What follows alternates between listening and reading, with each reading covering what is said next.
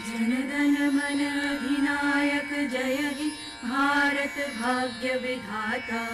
पंजाब सिंध गुजरात मराठा द्राविड़ उत्कल बंग। विंध्य हिमाचल यमुना गंगा उच्छल जलधि तरंग। तब शुभ नामे जागे तब शुभ आशीष मांगे। गाहे तब जय गाथा जनगण मंगलदायक जय हे भारत भाग्य विधाता। जय हे जय हे जय हे जय जय जय जय हे।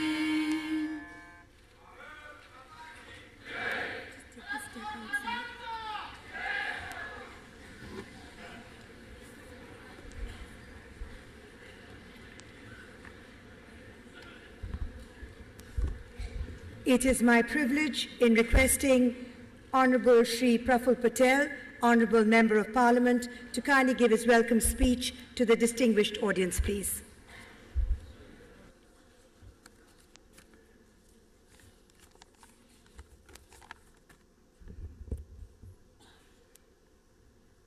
आदरणीय राष्ट्रपति जी, आदरणीय उपराष्ट्रपति जी, आदरणीय प्रधानमंत्री जी, आदरणीय लोकसभा अध्यक्षा, आदरणीय पूर्व प्रधानमंत्री डॉक्टर मनमोहन सिंह जी, आदरणीय सोनिया गांधी जी, आदरणीय आडवाणी जी, आदरणीय बादल साहब, आदरणीय मुलायम सिंह जी, आदरणीय नीतीश कुमार जी, आदरणीय फारूक अब्दुल्ला जी, आदरणीय लालू प्रसाद जी, आदरणीय सीताराम येचुरी जी, यहाँ पर आए हुए आदरणीय अरुण जेटली जी, आदरणीय वेंकैया नायडू जी, आदरणीय वसुंधरा राजे जी, आदरणीय देवेंद्र फडणवीस जी, आदरणीय राहुल गांधी जी, आदरणीय गुलाम नबी आज़ाद जी, आदरणीय पीजे कुरियन साहब, आदरणीय मल्लिकार्जुन खड़गे साहब, बाकी के सभी मंत्रिमंडल के सभी वरिष्ठ मंत्री, सभी यहाँ पर उपस्थित महानुभाव, राज्यपाल महोदय, सभी सांसद, सभी मान्यवर अतिथि, सभी मेरे बुजुर्ग भाइयों, माताओं, बहनों और मेरे युवा साथियों, It is my proud pleasure and privilege to welcome all of you to this illustrious function, to felicitate a man whose life's journey has completed 75 years. But 75 years may sound very long, but for a man as illustrious as Shri Sharad Pawar, I am sure this is just the beginning.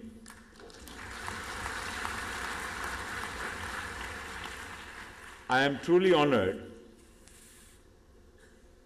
that to felicitate him, our Honorable Rashtrapati Ji, Uprashtrapati Ji, Prime Minister, and all the other dignitaries have come together on one stage, and that itself is a very, very rare phenomena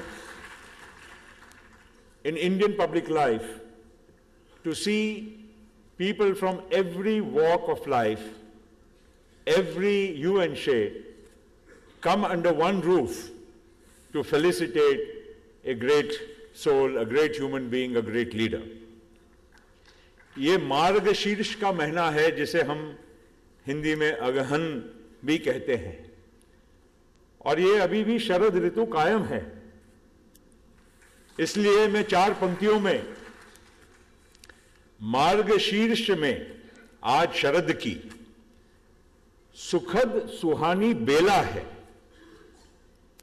इतने सुमन खिले बगिया में, मौसम ये अलबेला है।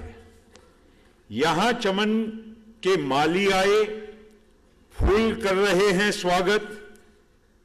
75वें जन्म दिवस पर मधुर मिलन का मेला है। आज इसका मतलब यही है कि आप सभी चमन के फूल हैं, और आप फूलों से निवेदन है कि वे इस मौसम का और इस चमन के ये सभी बैठे हुए शीर्षस्थ मालियों का पुरजोर तालियां बजाकर स्वागत करें, पुरजोर तालियां बजाकर स्वागत करें।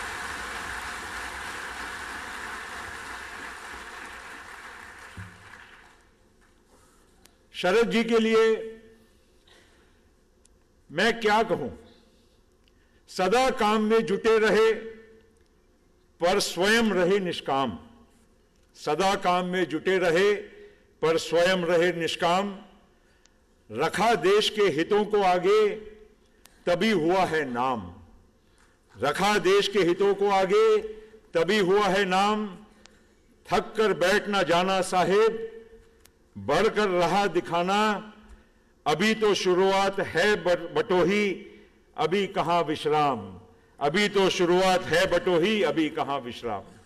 ये शरद जी के जीवन के एक प्रवास का एक बहुत, मैं समझता हूं कि एक सही अंदाज है, क्योंकि आज भी इतने वर्षों के एक उनके अनुभव और इतने जीवन की यात्रा के बाद भी उन्होंने हमेशा काम और देश हित और जनहित को हमेशा आगे रखा है, और तभी शरद जी आज जो बने हैं, जो आज एक सर्वप्रिय, एक लोकप्रिय नेता बने हैं, ये उसका एक प्रमाण है।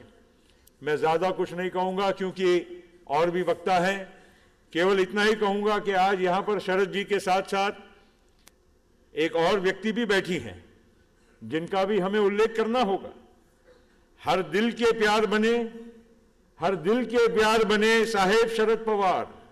हर दिल के प्यार बने साहेब शरद पवार। असली ताकत आपकी प्रतिभा जी का प्यार।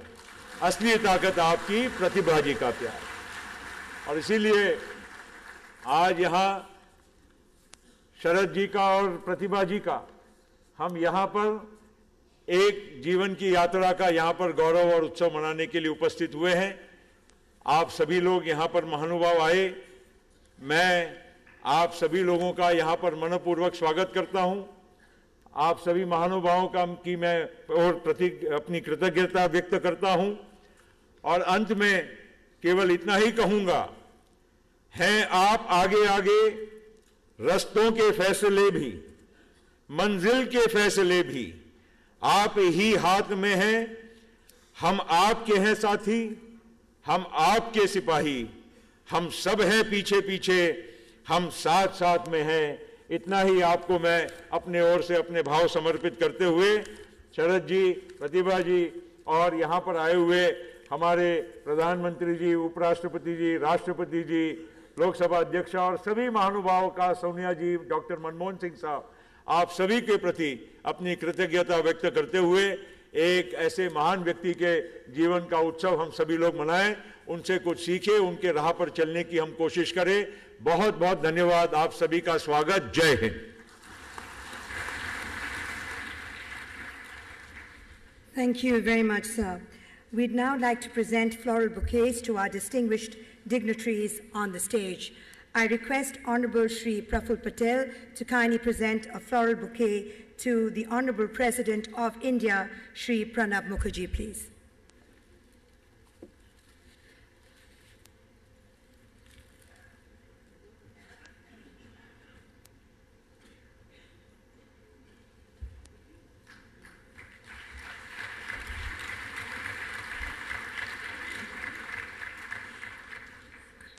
I now request Srimati Shupriya Sule to kindly present a floral bouquet to Honorable Vice President of India, Shri Hamid Ansari, please.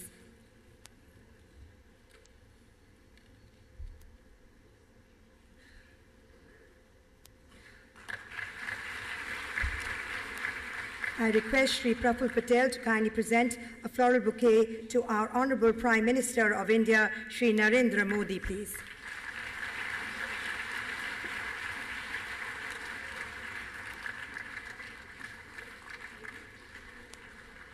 I request Srimati Shupriya Sule to kindly present a floral bouquet to the Speaker in the Lok Sabha, Srimati Sumitra Mahajan, please.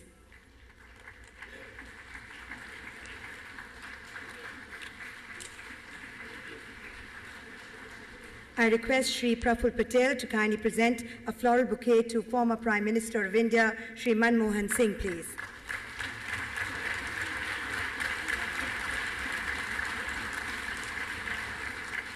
I request Srimati Shupriya Sule to kindly present a floral bouquet to Honorable Shri L.K. Advani, please.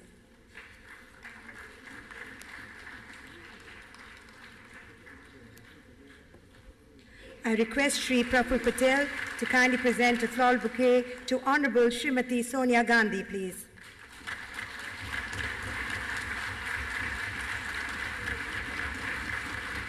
I request Srimati Shupriya Sule to kindly present a floral bouquet to Honorable Shri Prakash Singh Badal, please.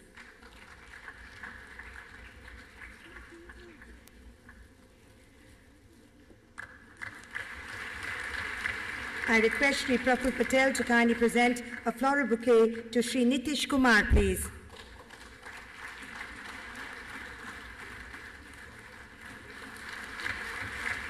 I request Srimati Shupriya Sule to kindly present a floral bouquet to Honorable Shri Mulayam Singh Yadav, please.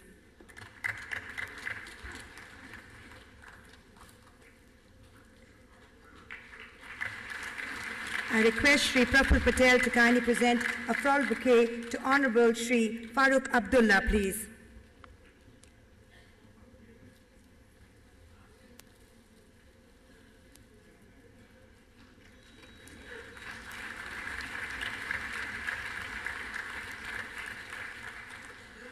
I request Srimati Shupriya Sule to kindly present a floral bouquet to Honorable Shri Sitaram Yechuri, please.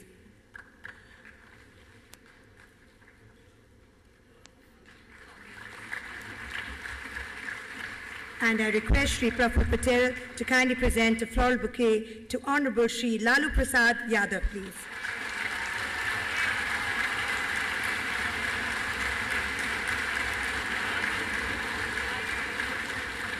Thank you very much for doing the honors, Shri Praful Patel and Srimati Shupriya Sule for doing the honors for the floral bouquet presentation ceremony. Ladies and gentlemen, we will now present a short film on the life of Shri Sharad Pawar. In his long journey starting from a small remote village, Karewadi in Maharashtra, to the corridors of power in New Delhi, he has been at the center of crucial decisions to make the meaningful change in the different spheres of life. All through these years, he's taken path-breaking decisions which will remain as glorious moments of the history of modern India. In this short film, ladies and gentlemen, we are presenting the glimpses of his life involving issues and themes of the citizens of this country. जिस दिन से चला हूं मंजिल पे नजर है, जिस दिन से चला हूं मंजिल पे नजर है, मुड़कर मैंने कभी मील का पत्थर नहीं देखा। आइए देखते हैं श्री शरद पवार जी की जीवन यात्रा। जो जन्म से जमीन से जुड़ा है वही सच्चा इंसान कहलाता है। कामयाबी का हक हम सबको है, मगर उसकी कोशिश नैतिकता के आधार पर होनी चाहिए। वर्ष 1956, गोवा मुक्ति संग्राम का सत्याग्रह जारी था। एक स्कूली बच्चा अपने साथी विद्यार्थियों को इकट्ठा कर लेता है उस गोवा मुक्ति संग्राम के सत्याग्रह के समर्थन में। ये उस बच्चे का राजनीति में पहला कदम है। आज वही स्कूली बच्चा सिर्फ 75 साल का है। उम्र उसके कदमों को रोक नहीं सकी। आज भी वो आगे चल रहा है, चलता रहेगा। ये और कोई नहीं, ये है शरद पवार।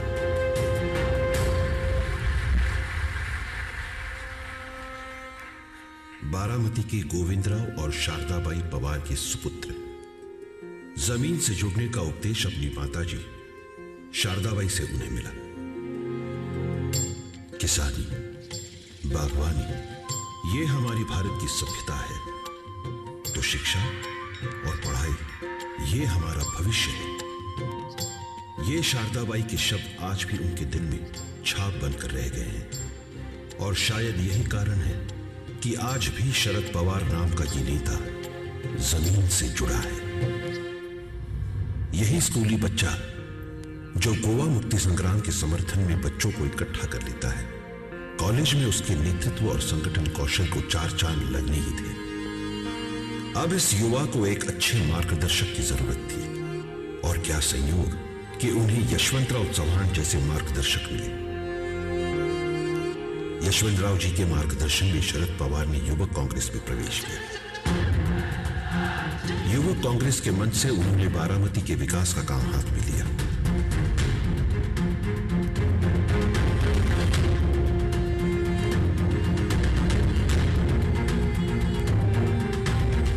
सड़सठ के विधानसभा चुनाव में यह युवा विधानसभा में जा पहुंचा। शरद पवार के रूप में महाराष्ट्र को सबसे कम उम्र का मुख्यमंत्री मिल गया। राजनीति,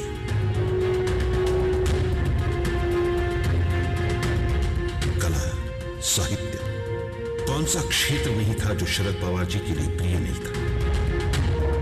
क्रिकेट का क्षेत्र भी उनके नेतृत्व से अछूता नहीं रहा।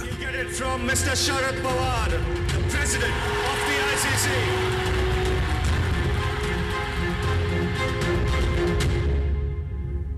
चार बार महाराष्ट्र के मुख्यमंत्री बने। मराठवाड़ा विद्यापीठ के नामांतर जैसा संवेदनशील मुद्दा हो, मुंबई ब्लास्ट जैसी दिल दहलाने वाली घटना हो, या लातूर का महाप्रलयकारी भूकंप हो, There were 5 separate tremors, leaving dozens of villages without a house standing. Sharad Pawar का नेतृत्व इन अग्नि परीक्षाओं से चमकता हुआ निखर गया।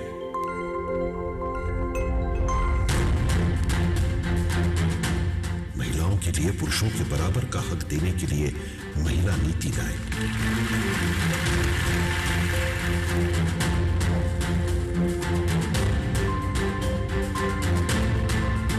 महाराष्ट्र को प्रगति के रास्ते पर लाने के बाद शरद पवार जी को दिल्ली बुलाने लगे। दिल्ली तो गए, मगर वही संदेश दिल में लेते हुए, जमीन से नाता कभी नहीं तोड़ना। पहले रक्षा मंत्री बने, तो महिलाओं को सेना दल में प्रवेश देने का क्रांतिकारी कदम उठाया। बाद में केंद्र में कृषि विभाग मांग लिया। और जो जमीनी काम किया, उससे ना तो केवल देश खाद्यान्न में आत्मनिर्भर हुआ, बल्कि भारत के किसानों ने इस भूमिपुत्र के नेतृत्व में खाद्यान्न उत्पादन के सारे रिकॉर्ड विक्रम पार कर दिए।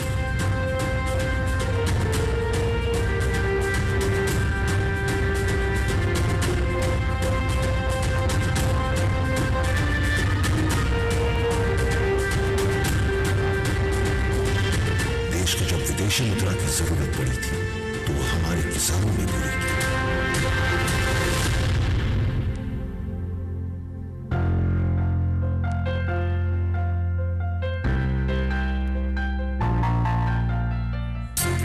लगातार 48 सालों से ये नेता लोकतांत्रिक प्रक्रिया से जुड़ा हुआ है।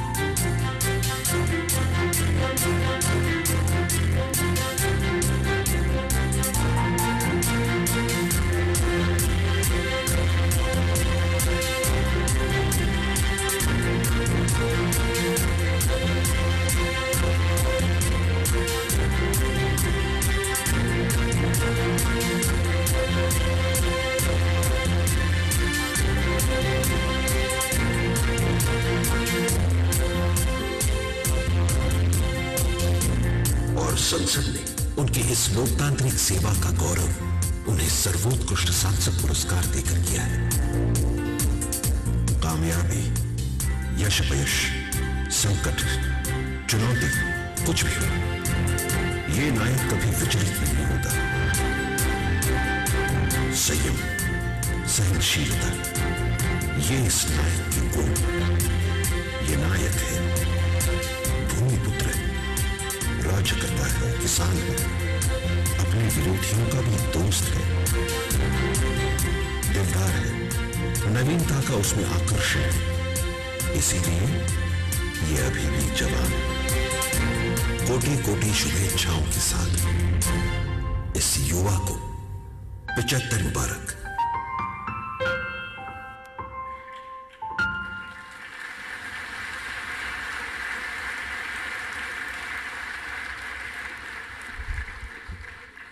After that wonderful film that has just been shown to you, we shall now have the release of 3 books on Honorable Shri Sharad Pawar ji, and I'll be requesting the Honorable Prime Minister to release these books and present the first copies to the President of India.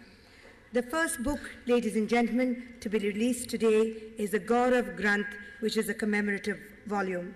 This compilation is a humble attempt to capture the Pawar magic in the words of selected few stalwarts.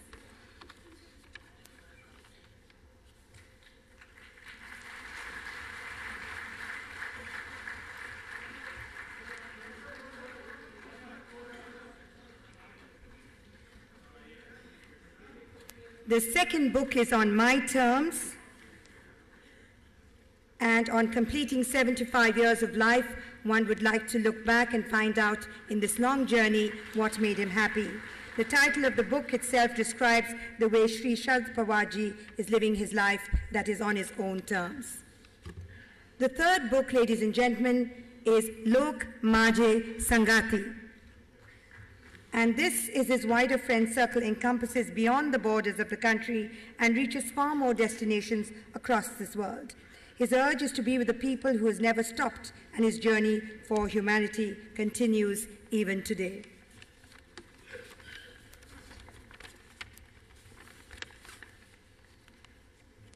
Thank you very much, Honorable Prime Minister, for releasing these books and for presenting the first copies to the President of India. I now request the Honorable President of India to kindly felicitate Shri Honorable Sharad Pawar ji this evening. There is a memento and a shawl and a floral bouquet. The symbolic presentation of various fields like agriculture, industry, education, and literature are depicted in the form of a banyan tree. The other fields where Shri Sharad Pawar has made very significant contribution are sports, defense, science, film, drama, and others. The leaves of the tree show how Mr. Pawar has made human chains and carried a variety of individuals along with him. He's been like a huge banyan tree with a solid trunk and variety of branches of everyone's life with deep inside roots in the earth.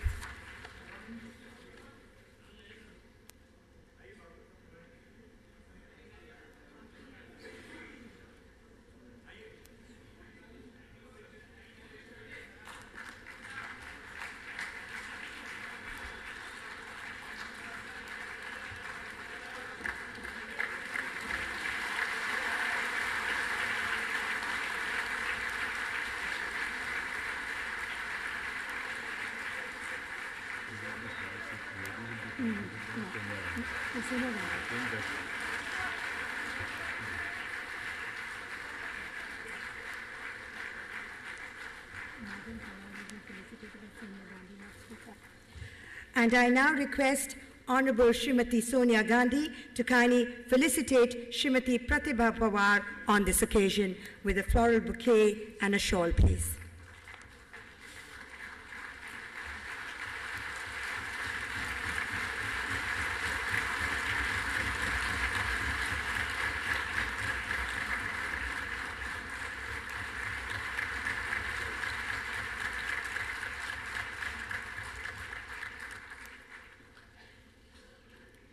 Thank you very much indeed, distinguished dignitaries.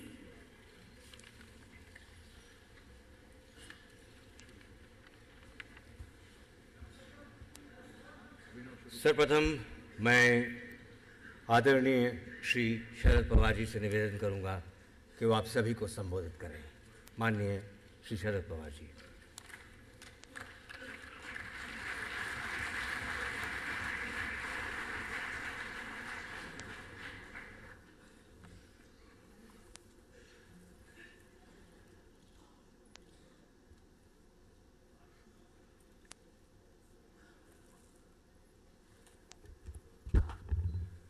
Bharat देश के राष्ट्रपति आदरणीय प्रणब मुखर्जी जी, उपराष्ट्रपति आदरणीय मोहम्मद हमीद अंसारी जी, देश के प्रधानमंत्री आदरणीय नरेंद्र मोदी, लोकसभा अध्यक्षा श्रीमती सुमित्रा महाजन, भारत के पूर्व प्रधानमंत्री डॉक्टर मनमोहन सिंह जी, कांग्रेस पार्टी के अध्यक्षा श्रीमती सोनिया गांधी, ज्येष्ठ नेता लाल कृष्ण आडवाणी जी, पंजाब के मुख्यमंत्री सरदार प्रकाश सिंह बादल साहब, मुख्यमंत्री बिहार नीतीश जी, महाराष्ट्र के मुख्यमंत्री देवेंद्र फडणवीस, नेशनल कॉन्फ्रेंस के नेता डॉक्टर फारूक अब्दुल्ला जी, मुलायम सिंह यादव जी, लालू प्रसाद यादव जी, कांग्रेस सीताराम येचुरी जी, राजस्थान की मुख्यमंत्री वसुंधरा राजे, कांग्रेस के उपाध्यक्ष राहुल गांधी, भारत सरकार के मंत्रिमंडल के सम्माननीय सदस्य, संसद के सदस्यगण, विधानसभा के सदस्यगण और देश के सभी राज्यों से आए हुए सम्माननीय अतिथिगण, बहनों और भाइयों, आज का दिन मेरे लिए एक सौभाग्य का दिन है। व्यक्तिगत जीवन में 75 साल और राजनैतिक जीवन में 55 साल और संसदीय जीवन में 1 साल के बाद 50 साल हो गए।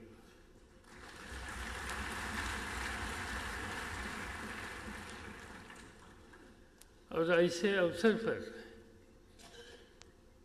देश के गणमान्य नेताओं के सामने और आपके सामने यहाँ 2 शब्द बोलने के लिए मैं खड़ा हूँ और इसीलिए मैंने कहा कि ये मेरे लिए सौभाग्य का दिन है। मैं नहीं जानता कि इतने सालों से लोगों ने मुझे राज्य में और देश में काम करने का मौका दिया, तो मेरी योग्यता क्या है और कहाँ तक मैंने समाज की और देश की सेवा करने के लिए प्रयास किए। मगर आप सब लोगों की उपस्थिति देखने के बाद मुझे महसूस करने लगा कि जो कुछ प्रयास और परिश्रम किए, इसका एक रिकग्नाइजेशन देश के सभी वर्ग के सभी राजनीतिक दल, इंडस्ट्री, मीडिया, कई ऐसे वर्ग हैं, इन सभी लोगों से आज मुझे मिल रहा है। 1967 में मैं पहली बार महाराष्ट्र की विधानसभा का विधायक बना और तब से आज तक चाहे विधानसभा हो चाहे संसद हो, प्रतिदिन देश के लिए कुछ न कुछ काम करने का मौका मुझे लोगों ने दिया। मैं याद करता हूँ कि इसकी शुरुआत जैसे मैंने कहा कि विधानसभा से शुरू हुई, तो जो मतदाता जिन्होंने मुझे पहले बार विधानसभा में भेजा, वही मतदाता चाहे बारामती के हो, चाहे माढ़ा क्षेत्र के हो, लगातार 14 चुनाव में राज्य में या यहाँ भेजने का काम उसी मतदाता ने किया। और इसलिए मुझे इन सब लोगों को धन्यवाद देना चाहिए, क्योंकि उनका विश्वास और समर्थन मेरे लिए एक अपूर्व उपलब्धि है।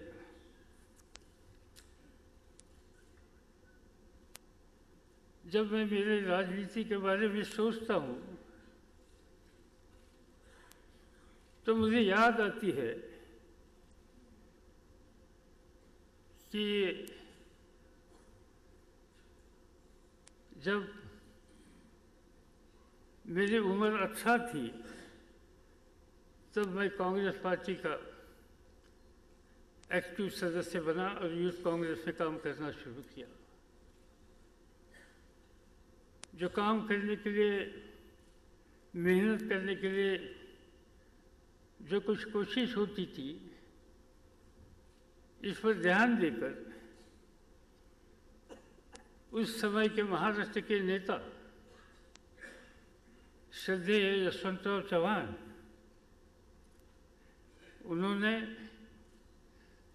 मुझे संगठन में, संसदीय क्षेत्र में, शासन में काम करने के लिए बहुत बड़ा मौका दे दिया। एक बड़े राष्ट्र के सुपूत थे, स्वतंत्रता सेनानी थे। आज़ादी के बाद इस देश का नक्शा बदलने के लिए चाहे पंडित जवाहरलाल नेहरू हो, चाहे श्रीमती इंदिरा गांधी हो, चाहे लाल बहादुर शास्त्री जी हो, इन सभी के साथ मिलकर देश का चेहरा बदलने के लिए जिन लोगों ने काम किया, इनमें से एक वरिष्ठ नेता थे।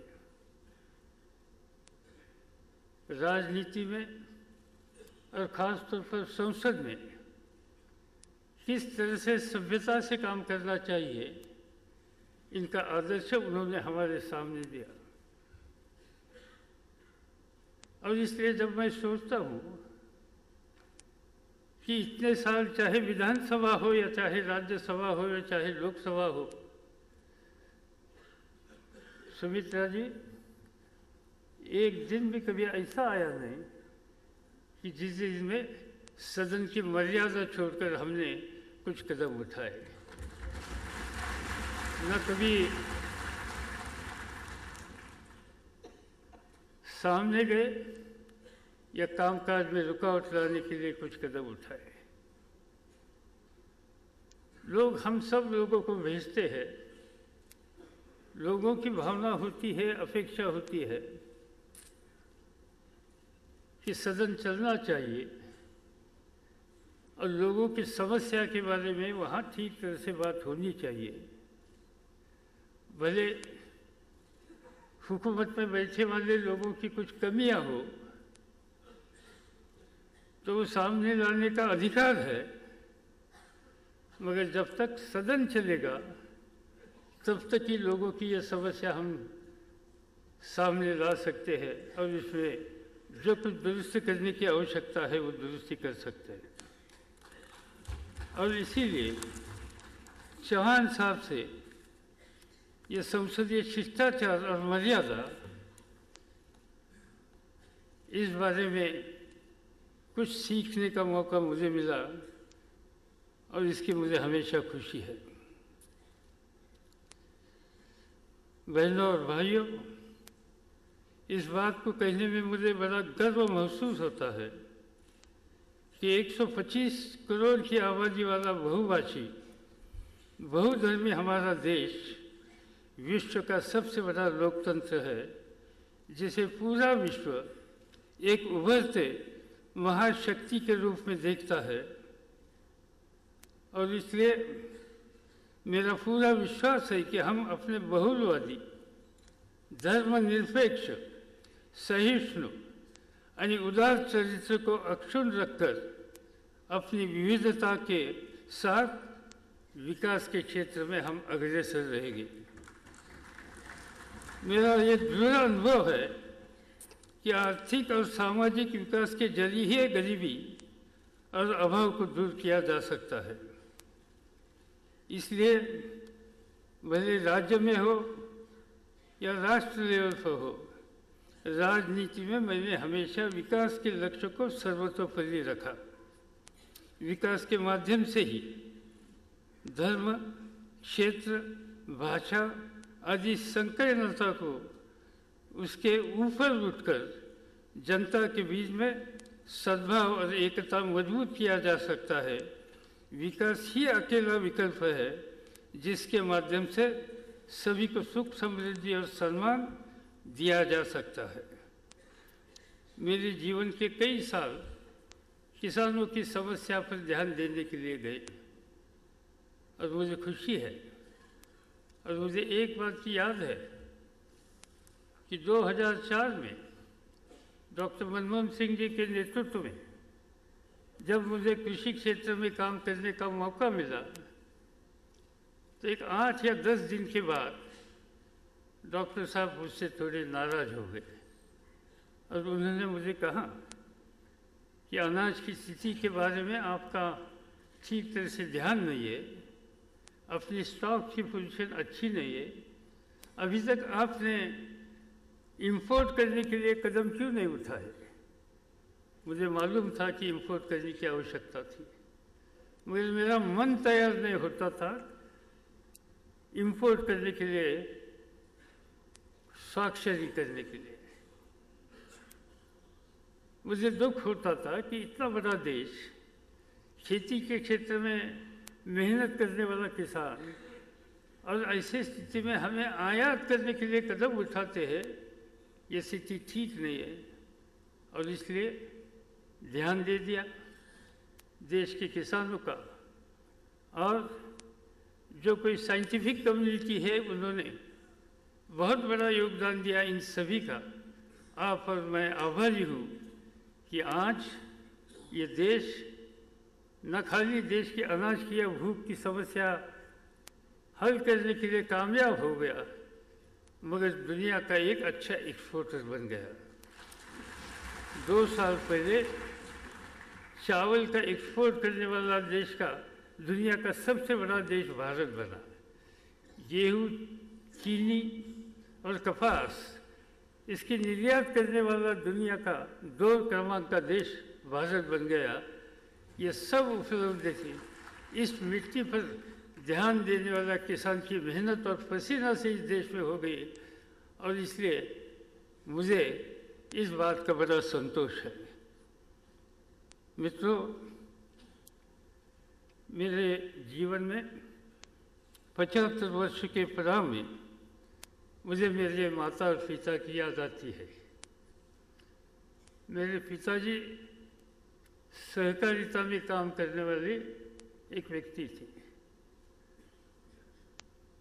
मेरी माँ, बहुत से लोगों को मालूम नहीं, स्वतंत्रता आंदोलन से पहले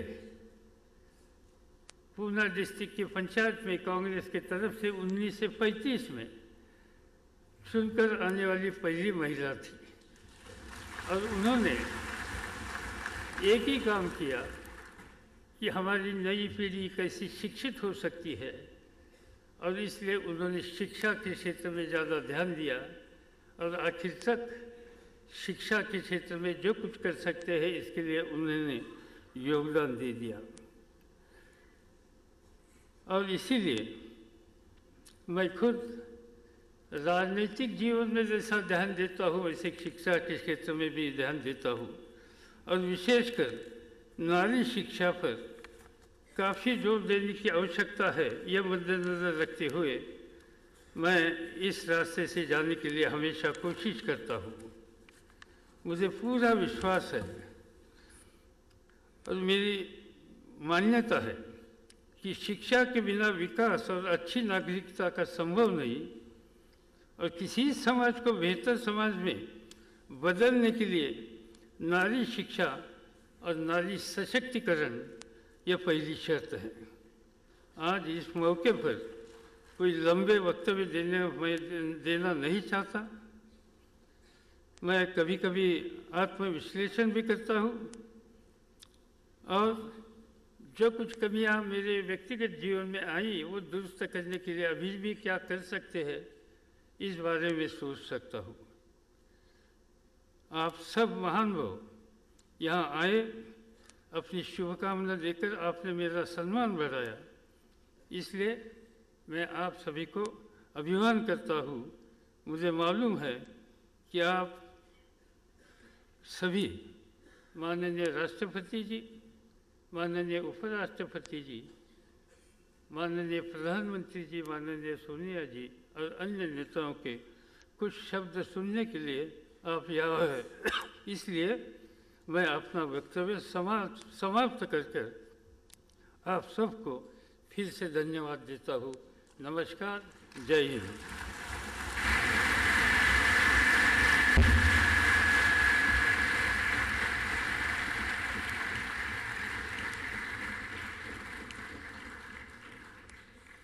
माननीय श्री शरद पवार जी, आपका अनेक धन्यवाद अपने उद्बोधन के लिए।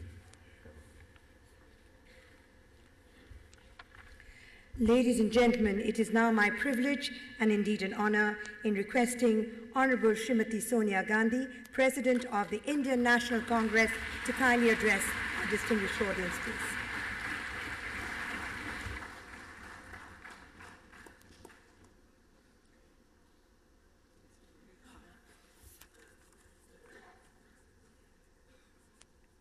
राष्ट्रपति जी, उपराष्ट्रपति जी, प्रधानमंत्री जी, सुमित्रा महाजन जी, डॉक्टर मनमोहन सिंह जी, बादल साहब जी, लालू प्रसाद यादव जी, नीतीश कुमार जी, मुलायम सिंह जी, फरूख अब्दुल्ला जी, येचुरी जी, अडवाणी जी, शरद पवार जी, प्रतिभा जी, distinguished guests and friends.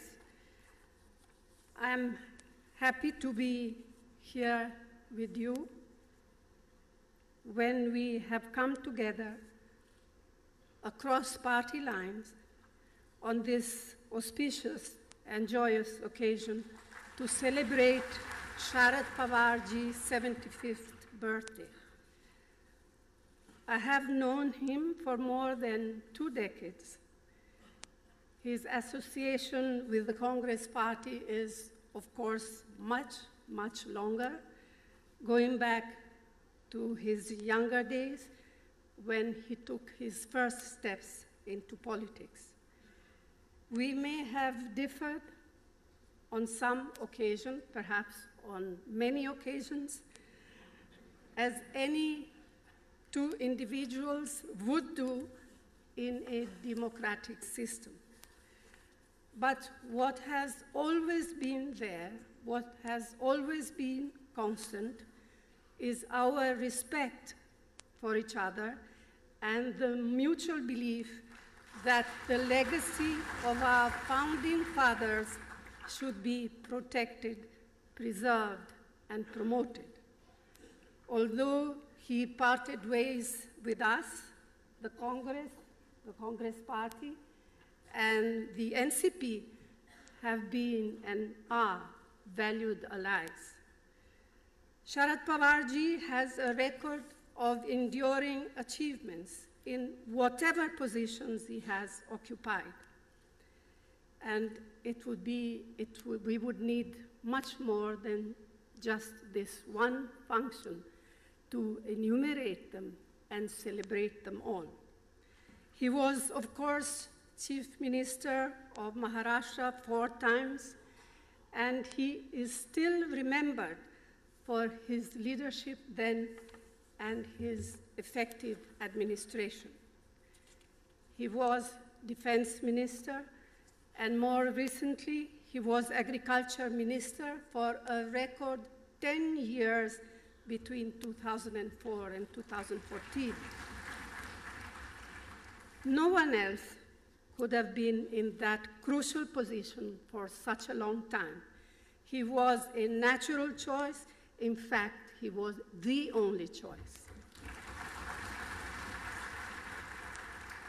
His tenure was impactful and saw several new achievements. He spoke up with passion for more profitable MSPs. It was during his tenure that production in rice and wheat reached record levels. He imparted a fresh impetus to agricultural research, and his contributions to the development of horticulture in particular are widely acknowledged. And these are just a few of his numerous achievements. The presence of so many personalities today, cutting across the political spectrum, is testimony to Sharad Pawarji's unique talents. His friendships with his political opponents and adversaries are legendary. In the modern language of IT, his networking skills are formidable.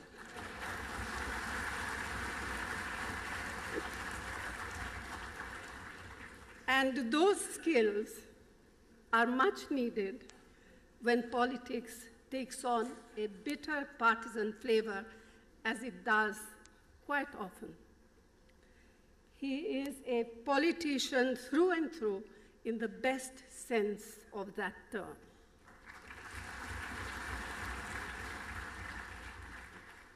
No tribute to Sharad Pawarji can be complete without a reference to his fondness for cricket. Not many know that his father-in-law, who tragically died at a very young age, was a leg spinner who played 7 test matches for India.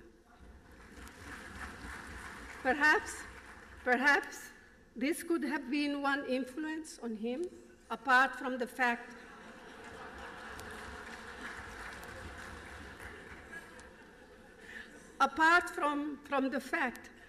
that he has spent so much of his life in Mumbai, which has been the cradle of much of our cricketing talent. Whatever it is, he has given to Indian cricket administration the famed Sharad Pawar's expertise.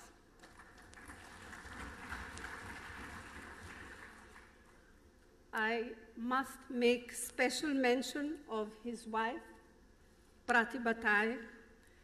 She has always remained in the background, but I am sure she has been the anchor of his life for over half a century.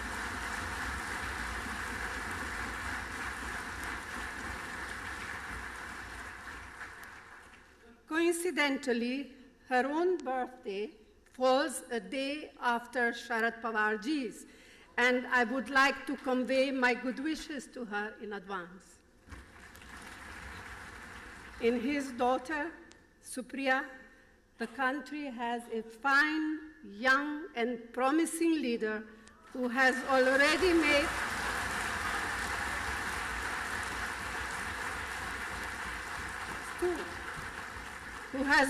made an impressive mark in Parliament. And now I end by wishing Sharad Pawarji all the very best on crossing this milestone, and may he continue to bat as he has been doing and score a century at least.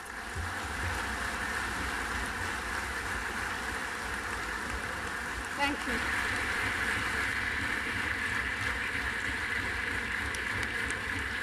Thank you very much, ma'am, for your most wonderful address on this very joyous occasion.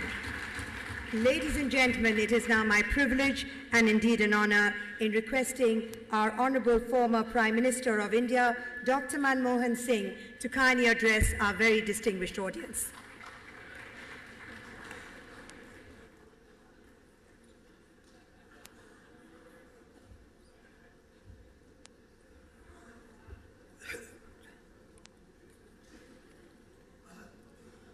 Respected Rashtrapati Ji, respected Up Rashtrapati Ji, respected Prime Minister, respected Speaker of the Lok Sabha, Srimati Sumitra Mahajan Ji, Srimati Sonia Gandhi Ji, Shri Sharad Pawar Ji, Srimati Pratibha Pawar, other dignitaries on the dais, friends, ladies and gentlemen, I join numerous admirers and friends of Shri Sharad Pawar in conveying my warmest greetings to him for having completed 75 years of a very creative and productive life in the service of the people of India and in particular the people of Maharashtra. I first came to know Shri Sharad Pawar in the early 70s of the previous century when I was Chief Economic Advisor in the Ministry of Finance and Shri Y.B. Chavan was the Finance Minister of India. Shri Pawar was very close to Shri Y.B. Chavan, and I had a number of conversations with him dealing with the economic and social development of our country. My interaction with Shri Pawar grew when I went to the Reserve Bank of India as its governor in the early 1980s. I have always been greatly impressed with Shri Sharad Pawar's deep interest in developmental issues and his zeal for the modernization, expansion, and development of the Indian economy. When the Congress government launched the economic reforms program in July 1991, Shri Sharad Pawar was the Defense Minister of India, and he gave me, as Finance Minister, his powerful support for liberalization of India's economy. In fact, Shri Pawar had been talking about the need for economic reforms even before the Congress government, under the leadership of Shri P.V. Narasimha Rao, came to power in June 1991. In 2004, when the UPA government came to power, I had the privilege of working with Shri Pawar as a very dynamic agricultural minister of our country. His deep and abiding commitment to imparting a scientific temper to our agriculture and the economy of our country was a great national asset, and he utilized it fully to ensure that Indian agriculture grew at a handsome rate. After 10 years of impressive growth of our agriculture from 2004 to 2014, we are not only self-sufficient in food grains, but in addition, we have a handsome export surplus due largely to the vision and sustained commitment and hard work of Shri Sharad Pawar as the Union Minister for Agriculture. I also received powerful support from Shri Sharad Pawar in dealing with issues relating to modernization of our economy. He has a very modern mind and is deeply committed to the use of modern science and technology for social and economic development of our country. Shri Sharad Pawar is also deeply committed to social reforms, particularly those having a bearing on the well-being of India's women, who constitute nearly 50% of our population. He has rightly always emphasized that sustained development of India is not possible unless our women are also involved actively in the processes of development. Shri Pawar has been an ardent supporter of reserving 33% of seats for women in Parliament and state legislation. Shri Sharad Pawar, who has been elected as the Chief Minister of Maharashtra 4 times, has made a powerful contribution to the development of Maharashtra, paying particular attention to the development of cooperatives, agriculture, and industry. He is also deeply committed to promoting social justice and equity by paying particular attention to the development of both health and education. Shri Sharad Pawar's interest in the development of sports, and particularly in the field of cricket, is also well known. It is therefore great pleasure and privilege for me to offer my warmest greetings to Shri Sharad Pawar on his 75th birthday. I pray that God grant him a long and creative public life and sustained good health, so that he can continue to serve our country for many, many years to come. I conclude by reciting a couplet, Tum zinda raho hazar bars, har bars ke dino 50,000. Thank you. Thank you very much indeed. Honorable Dr. Manmohan Singh there, giving us a most wonderful address.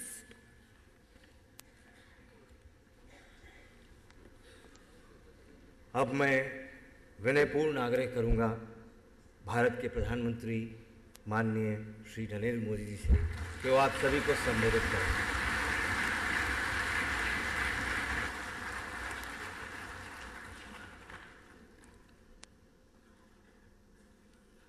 माननीय राष्ट्रपति जी, उपराष्ट्रपति जी, इस समारोह के केंद्र बिंदु श्रीमान शरद Rao, Pratibhatai, speaker महोदया, डॉक्टर मनमोहन सिंह जी, सोनिया जी, उपस्थित सभी मंचस्थ विराजमान वरिष्ठ महानुभाव, सभागृह में उपस्थित सभी वरिष्ठ महानुभाव, इस अमृत महोत्सव पर्व पर श्रीमान शरद राव को हृदयपूर्वक अभिनंदन करता हूं, उनको बहुत बहुत बधाई देता हूं।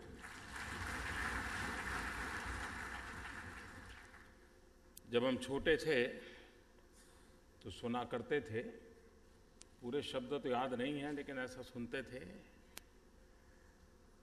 अमल करो ऐसा अमन में, जहां से गुजरे तुम्हारी नजरें वहां तुम्हें सलाम आए।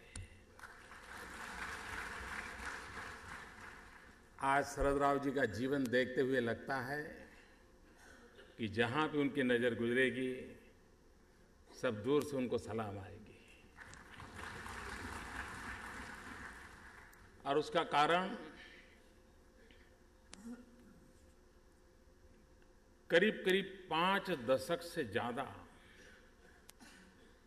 अखंड एक निष्ठ साधना, वन लाइफ वन मिशन, ये हम सुनते हैं, लेकिन उसके लिए अपने आप को खपा देना, सरल नहीं होता है। ज्यादातर आजादी के बाद और खास करके 70 के दशक के बाद देश में जो नेतृत्व आ रहा है वो राजनीतिक आंदोलन की कोख से पैदा होकर के आ रहा है। लेकिन शरद राव रचनात्मक कामों की कोख से पैदा हुए राजनेता है। पिताजी कोऑपरेटिव मूवमेंट से जुड़े थे, मां राजनीतिक जीवन होने के बाद भी शिक्षा के प्रति समर्पित थी और उनके जीवन में भी और आज भी शरद राव वो अपने प्रवचन में तो थोड़ा संकोच करके बोल रहे थे कि मैं थोड़ा बहुत समय शिक्षा के लिए दे रहा हूं, लेकिन जितना निकट से मैंने देखा है, जब भी उनसे मिलते हैं या उनके अगल बगल के लोगों से जानते हैं, अधिकतम उनका समय रचनात्मक कार्यों में लगा हुआ है। आज भी कोई बारामती जाकर के देखेगा तो चारों तरफ कुछ न कुछ रचनात्मक गतिविधियों में शरद परिवार की महक आएगी। और इसलिए राजनीतिक जीवन होने के बाद भी उनका जो मूल पिंड रहा है वो रचनात्मक गतिविधि का रहा है। और इतने लंबे अरसे की राजनीति की सफलता का मूल भी वो रचनात्मक गतिविधि है। आज के राजनीतिक जीवन में जीने वाले लोगों को शायद इसका मूल्य बहुत कम समझ में आता है, लेकिन शरद राव एक अपने आप में उदाहरण है कि उस रचनात्मक कामों के अधिष्ठान ने ही उनके राजनीतिक जीवन को एक नई हमेशा ताकत दी है। और उनको नित्य नूतन सोचना, नया करना, नया सीखने का जो स्वभाव बना वो भी इन रचनात्मक प्रवृत्तियों के कारण बना है और उसके लिए वो समर्पित रहे हैं। कोऑपरेटिव जीवन को भी उन्होंने समर्पित भाव से जिया है। वरना कभी कभी राजनीतिक जीवन और कोऑपरेटिव जीवन के बीच में बहुत बड़ा क्लैश आता है। कोऑपरेटिव क्षेत्र में काम करने वाले लोग भी हमेशा सोचते हैं कि भाई अब तुम राजनीति में चले गए, तुम वहां चलो, हमको हमारे पर छोड़ दो। ये स्थिति रहती है, क्योंकि मैं कोऑपरेटिव जीवन को निकट से जानता हूं। शरद राव ने दोनों के बीच में बहुत ही संतुलन रखा। ये बहुत कठिन काम है और बहुत ही संतुलन रख के कोऑपरेटिव मूवमेंट को भी बल दिया और अपने राजनीतिक जीवन को भी चलाते रहे। शरद राव जी को जब भी वे जब ऊंचाइयों पर थे, हम तो किसी गली मोहल्ले में गुजारा करते थे, तब हम उनके विषय में जो सुनते थे, क्योंकि गुजरात और महाराष्ट्र का निकट संबंध होने के कारण महाराष्ट्र में और खास करके मुंबई की गतिविधि कुछ भी होती है तो बारिश भी वहां हो जाए तो ठंड यहाँ आना शुरू हो जाती है, इतना निकटता है। तो वहां कुछ भी होता तो पता। और एक बात खुल सामने आती थी कि एक अच्छे एडमिनिस्ट्रेटर के रूप में उनकी पहचान चारों ओर फैलती थी। और मुंबई को, जो कि हमारी आर्थिक जीवन को गति देने वाली नगरी, एक कालखंड आया, पूरा एक दशक आया कि जहां अंडरवर्ल्ड ने एक प्रकार से मुंबई के जीवन को तहस नहस कर दिया था और एक अंधकार सा माहौल दिख रहा था कि अगर मुंबई अंडरवर्ल्ड के हाथ में चला गया तो क्या होगा। और मैं कहता हूं कि शरद राव की हिम्मत थी और उनका कौशल्य था कि उन्होंने मुंबई को अंडरवर्ल्ड से बचाया, उसे बाहर निकाला। ये उनका सामर्थ्य था और झिझक नहीं थी। शरद राव की विशेषता रही है, जो मानते हैं वो करने में उनको कोई झिझक नहीं रहती। मुझे भी कभी, एक बार मैं इजराइल उनके साथ गया था, काफी दिन साथ में थे, तो मुझे एक बात बताते थे कि मोदी जी, आप लोगों का प्रॉब्लम ये है कि आप लोग इमेज कॉन्शियस ज्यादा हो, आप परवाह मत करो, जो मर्जी पड़े करते रहो।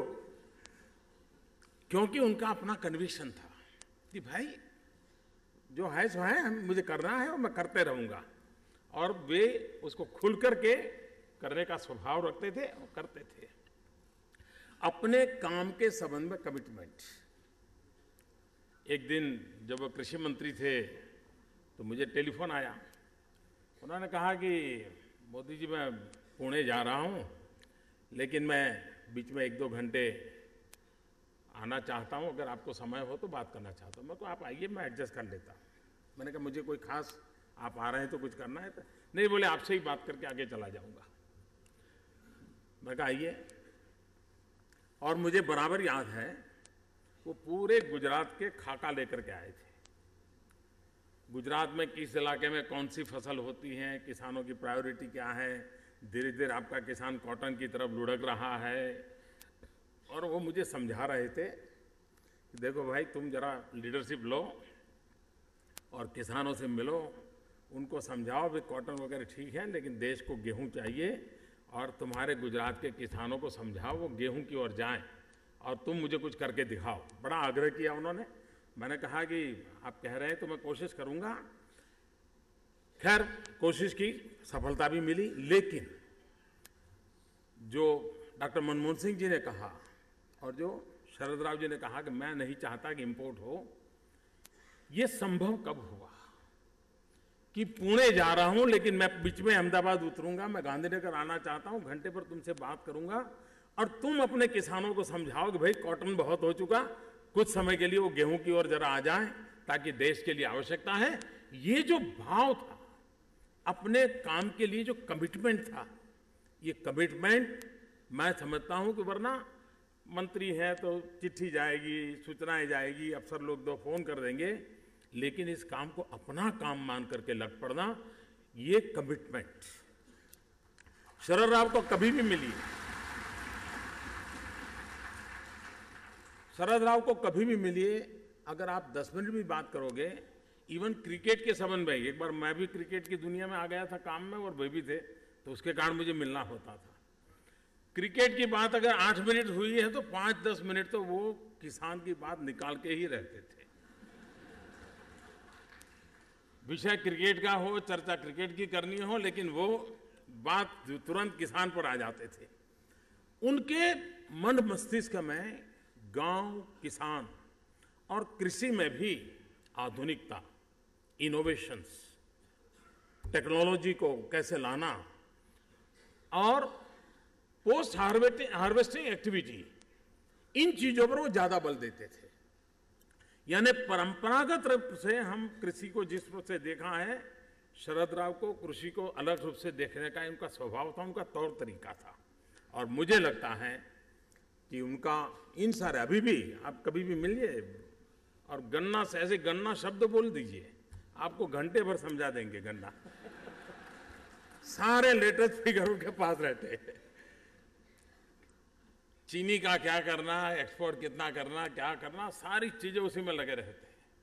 ये इन चीजों को दर्शाता है कि सार्वजनिक जीवन उनके लिए पद और प्रतिष्ठा से ही सिर्फ जुड़ा था, ऐसा नहीं है, लेकिन सार्वजनिक जीवन के माध्यम से उनका जो टारगेट ग्रुप है, उनके कल्याण के लिए, उनकी भलाई के लिए कुछ न कुछ नया करते रहना, ये अविरत प्रयास रहता था। शरद राव में किसान वाली क्वालिटी भी है। किसान को मौसम का अंदाज जल्दी आ जाता है।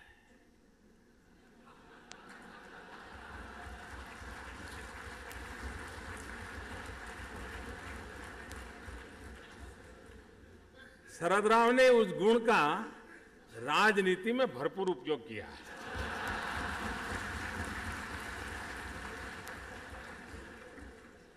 राजनीति की हवा किस ओर चलेगी आपको जानना है तो शरद राव के साथ बैठिए।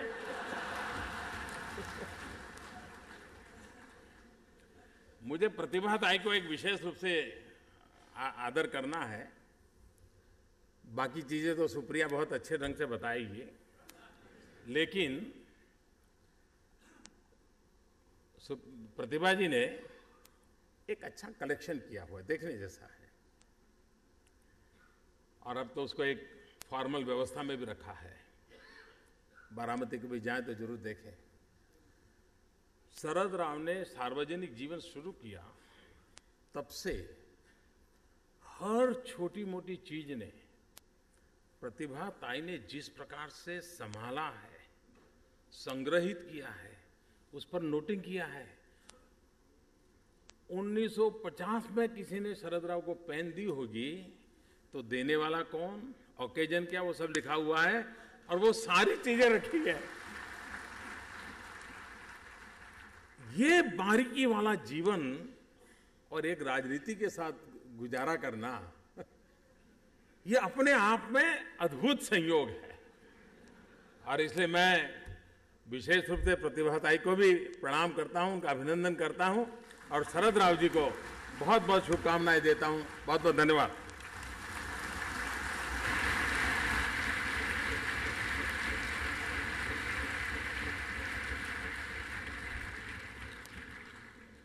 आपका अनेक धन्यवाद। अब मैं गुजारिश करूंगा उपराष्ट्रपति महामहिम हामिद अंसारी जी से कि वो आप सभी मुखातिब हों।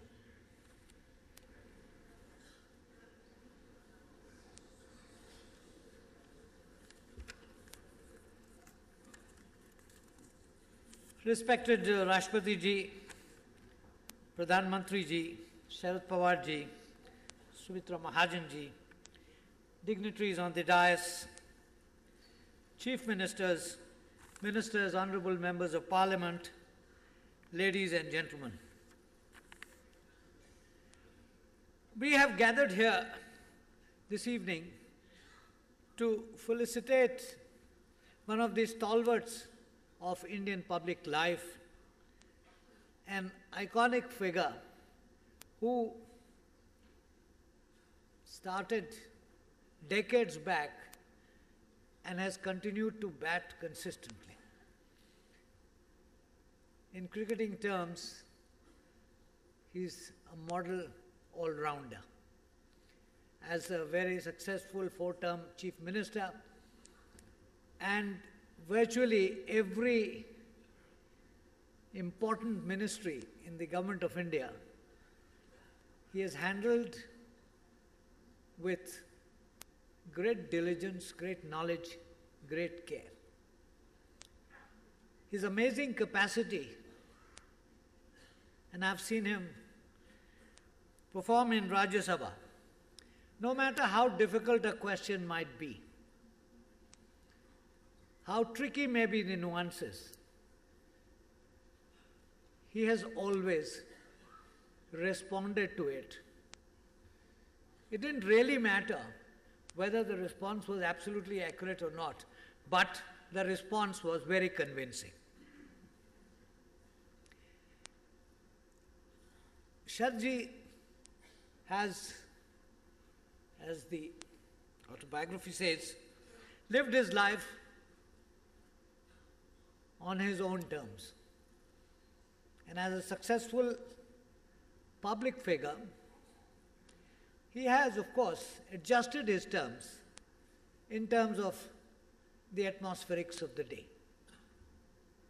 But the diligence and care with which he has attended to the responsibilities entrusted to him, be it the Ministry of Defense, be it other ministries, particularly the Ministry of Agriculture, is something that can always be regarded as a model and something which will be which people would like to emulate, and emulate with considerable success. I would like to felicitate Sharad Pawar ji on this very, very happy occasion and wish him many, many more years in the service of the country. Thank you. Jai Hind.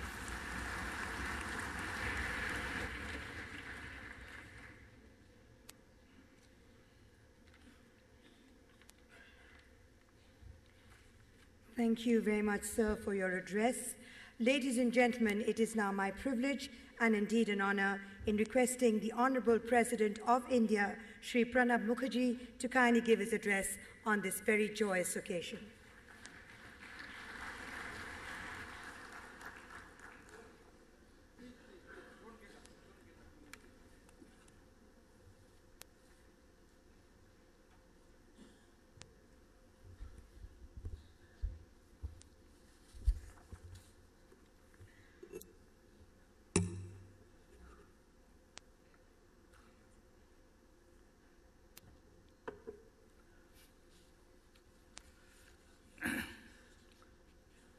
Honorable Vice President, Mohammad Hamid Ansari, Prime Minister, Sri Narendra Modi,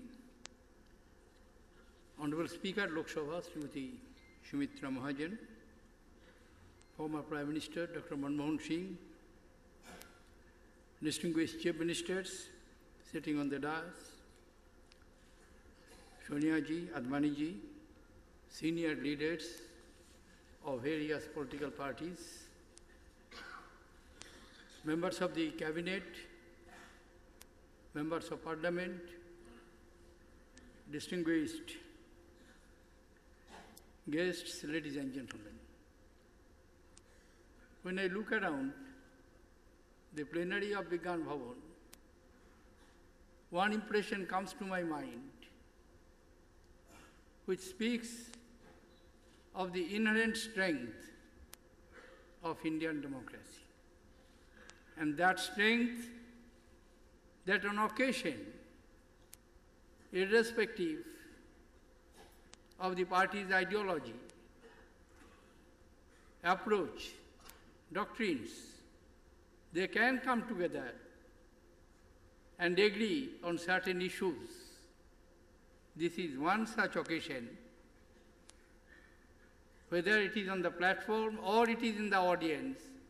I find the entire cross-sections of Indian political opinion represented here.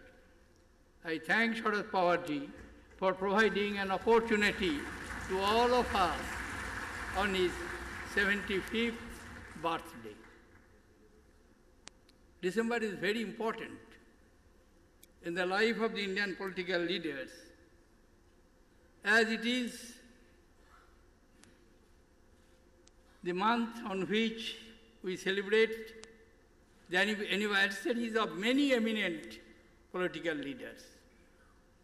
Just yesterday we celebrated the birth anniversary of Congress President Sonia ji.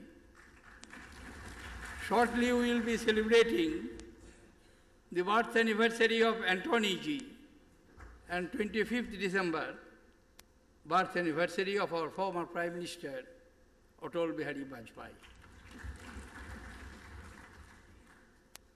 Sharad Pawar ji, I knew him over decades.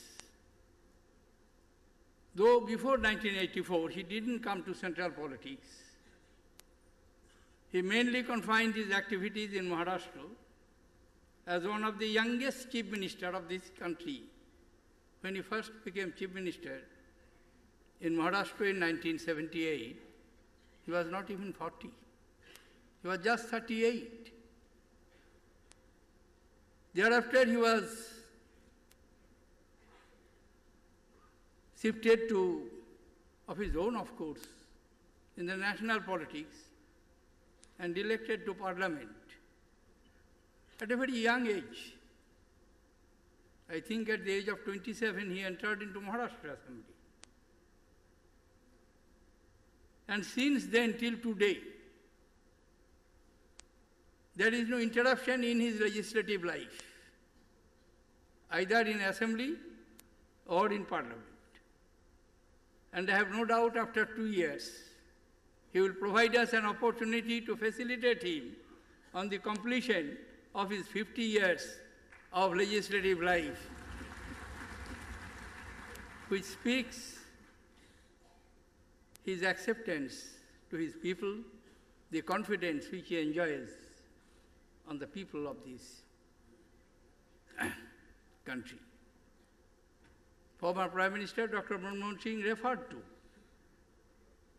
his contribution as Agricultural Minister, and I still remember, because I had a very small side role.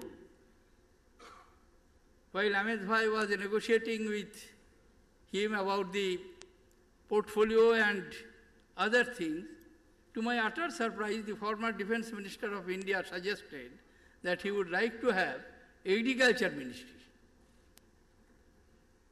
And when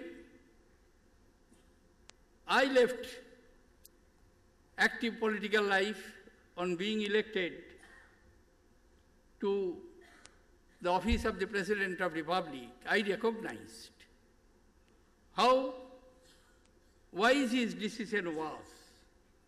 Because if today India is the second largest producer of wheat and rice in the world, and converting the country from a net importer to net exporter, a substantial contribution has been made by him over the last 10 years, continuously holding this important ministry. He had many laurels in his public life. Once I had the privilege of visiting his village, and I found how an area which is absolutely devoid of any natural resource, including water, with the simple application of the technology, could be converted into a prosperous area, and which has emerged as agricultural hub, and the model could be replicated in many other areas. As he was chosen by P.V. Narasimha Rao as his defense minister in 1991, but because of certain situations, it was felt necessary that he should go to Maharashtra as chief minister. If I remember correctly the date, just around 6th or 5th December, he took over as the chief minister, and in less than a week, the series of blasts took place in Bombay, which is known as Mumbai blasts. And without any wastage of time, he brought back normalcy in the economic nerve center of India, which was appreciated by ever-critical media, and they particularly choose a phrase which still I remember, Salam Bombay. Salam Sharad Pawar ji, Salam Bombay. Many more happy returns of the day. Thank you, ladies and gentlemen.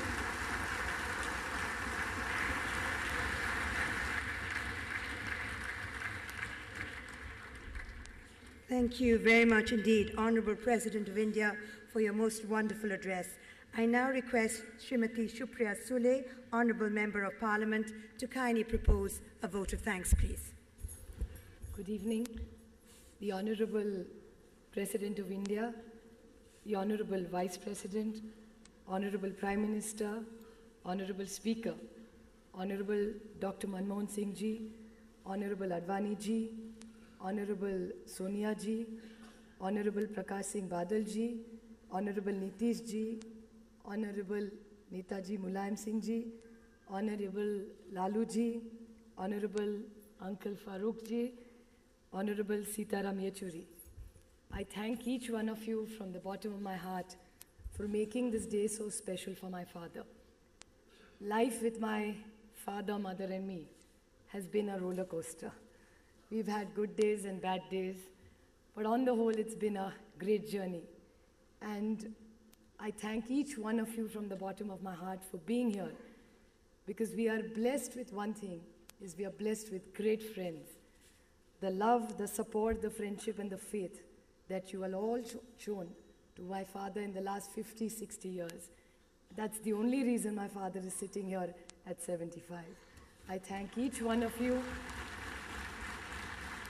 everyone on the dais, all my friends who have come here today, all my father's old friends who have been here. We haven't been able to put each one of you in the film and the book, but as you all know, my father has lived his entire life on his terms, and I'm really happy and proud that he has lived it on his terms. My mother has suffered a little bit of it, but it's not been a bad journey on the whole. My mother's a very tolerant woman, so the strength and the power that he has had all his life is from my mother, and each one of you, the love that you all have given us. I thank you from the bottom of my heart and hope my father has a long, healthy life full of all the love and all the friends like you. That's the only way he's going to reach 100. Thank you very much.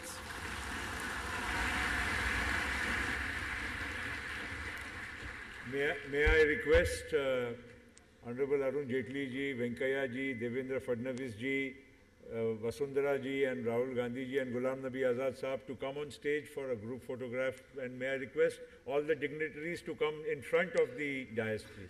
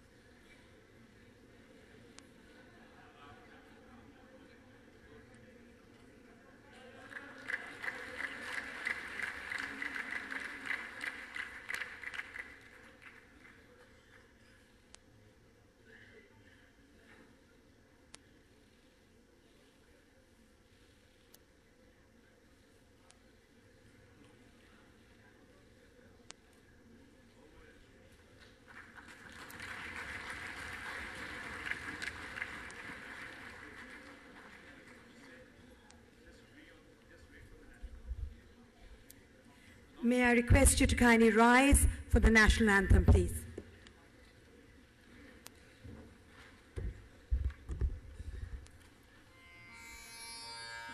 जनगण मन अधिनायक जय हे भारत भाग्य विधाता पंजाब सिंध गुजरात मराठा द्राविड़ उत्कल बंग विंध्य हिमाचल यमुना गंगा उच्छल जलधि तरंग तब शुभ नामे जागे तब शुभ आशीष मांगे गाहे तब जय गाथा जनगण मंगलदायक जय हे भारत भाग्य विधाता जय हे जय हे जय हे जय जय जय जय हे।